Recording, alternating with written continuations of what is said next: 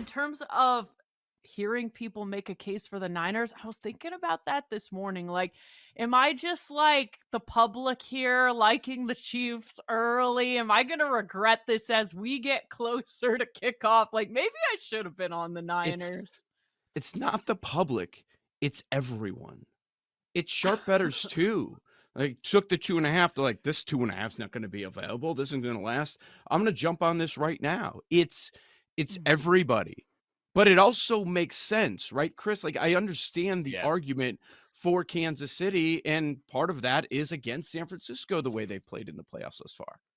Yeah, absolutely. It makes sense. 64% of the money as of this morning on Kansas City, and 70% of the tickets. That kind of info at BetQL right now. You can go find it yourself. 16.7% though.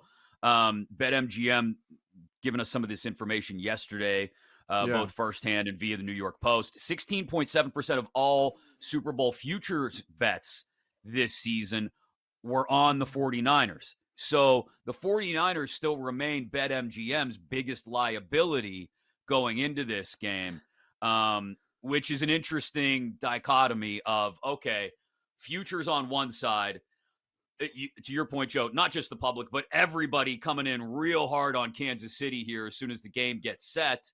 And how does that even things out for the books as we continue to approach next Sunday? And does it have any effect on the game day markets as well? I actually think that's a really important point about the 20% for the voters. Do you guys think at this moment Travis Kelce is more popular than Patrick Mahomes?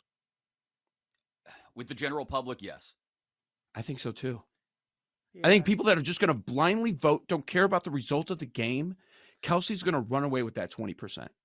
No, but there's a lot of people that are annoyed with Kelce now too. Like if you look on Instagram and read the comments on these Swift and Kelce pictures, they're like, I'm so sick of these people. So I think it depends. Like, do Swifties even know how to vote for Super Bowl MVP? Maybe they do.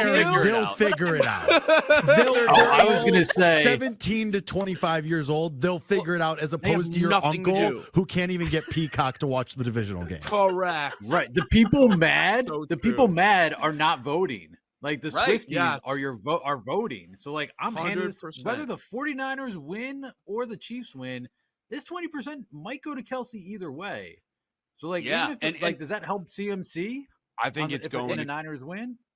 And any publicity is good publicity. Like that's a thing. And so some people may be tired of Travis Kelce. Oh, well, too bad. There's a reason Travis Kelce is in 90% of Patrick Mahomes' commercials now. It's because people recognize him, right? I think he's more popular than the best quarterback in the world, which is his teammate. I agree. Yeah. And he's got, again, the fan base of the biggest pop star in the world in his corner, who are all going to be on their phones scrolling Instagram. Oh, my God. The Super Bowl's on? I should vote for it. I should vote. What's his name again? Taylor's man's name? It takes one Taylor Swift fan account posting a link too with hundreds of thousands, and then they all just have to click it, and it takes them right there. It'd be over. Done. Man, she's got to post it. Vote for my man. Done deal. Oh, done deal. What else is she going to do when she's flying over from Tokyo? I need more of Mean Girl Chris back. I need more of that in my life. Listen. I like it. This is just ridiculous. What are you guys even talking about? What's football? I thought that was where they kicked at. God, this is so dumb. Where's Usher? But isn't there footage? I saw this yesterday of Reba singing the anthem once. It wasn't a Super Bowl, and it looks like the footage is like 20 years old or so. It's a World Series. And she is okay. So, and she crushed the under. I mean, it was like a minute 15 or something. She flew through it. Now, this is different, Aaron. This is the stage of the Super Bowl. The entire world, 250 million people are watching or whatever it is. I don't think you race through the anthem. You kind of soak in the moment, right? I agree. I was thinking maybe I Googled it, go to all the videos and see if you can just time them yourself of how many pop up of her singing it. I did find one article from the Sporting News, but it's been taken down, that says she consistently is under 90 seconds. Obviously, this total is slightly under 90 seconds, but I'm starting to think under, Joe. Yeah. Okay. So I forgot it was World Series or ALCS, whatever it was. It was 1997, guys. Like, we're going way back. And so that's how they got to the number 83.5. That was timed at 83 seconds. So as you get old, she's 68 now. Do you think she is more likely to drag it out or go quicker and just end it? People get really nervous. Maybe they don't want to mess up. There are a lot of prop bets on will they omit a word. You can get a good number on that because we've seen that in the past. Yeah. I say Reba McEntire doesn't screw up, though. She's minus 3,000 to omit a word. I'm on a video from 2017.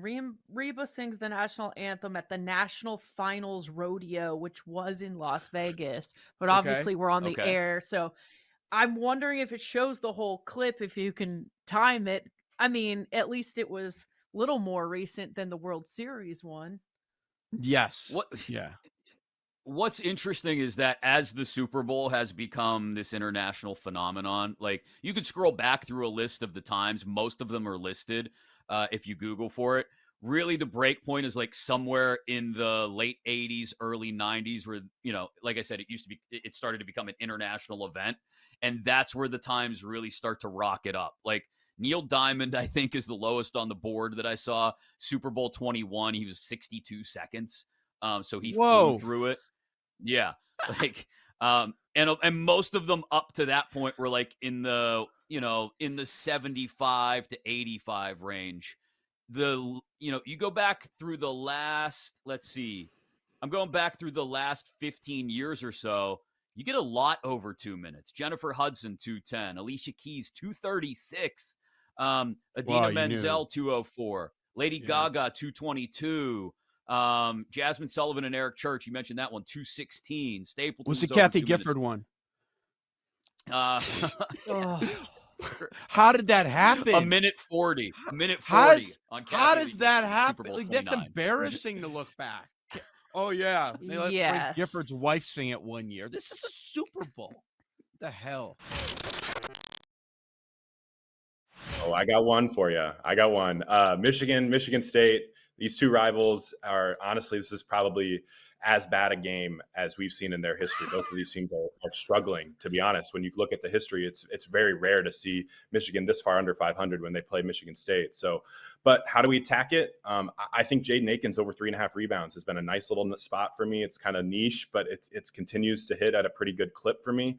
And the big angle here, Doug McDaniel, Michigan star point guard, he is out with a 6-game suspension for only road games, right? Because of an academic thing. It's one of the weirdest suspensions in all of college basketball. But when he doesn't play, Michigan's offensive rating drops in a hurry. They're 120 with him on the floor, 99 with him off the floor. They get their opponents average about 40 rebounds a game in the games that Doug McDaniel doesn't play. And they really struggle on the offensive glass. So I'm looking at Jaden Akins, a guy who's had multiple offensive rebounds in 3 of his last 6 games. Super bouncy, super athletic, wants to stay engaged. His best way is hitting the glass. So over 3.5 is a good number for me. I actually can't believe the spread's still 3. I didn't place the bet last night because I was angry that I lost Texas first half +3 and they covered the full game, went to overtime. Such BS. But Illinois is a much better team than Ohio State. I mean, when I do the Big Ten power ranks for NBC, Illinois is my number 3 ranked team in the Big Ten. Ohio State is number 12. Illinois, to me, is a top 20 team in the country. Ohio State is outside the top 75. The only factor that the Buckeyes have here going for them is that they're the home team. They have 12 straight losses on the road, so playing at home is a big factor for the Ohio State Buckeyes. But for Illinois here, they've been playing some really good games. They lost that overtime game over the weekend to Northwestern, and Northwestern's a team that I have ranked 5th in the conference. But Illinois, they have Terrence Shannon back in the starting lineup now. They're starting to look like a different team offensively. Once they put that defensive stops together, which they can against Ohio State, I think that they're going to be one of the best teams in the Big Ten and a team to watch out for in March. But as of right now, Illinois on the money line, -148 odds, -3. I like both of those. I'm going to lock in the money line here, but I just don't see why this spread has not grown at all. Illinois is clearly the better team.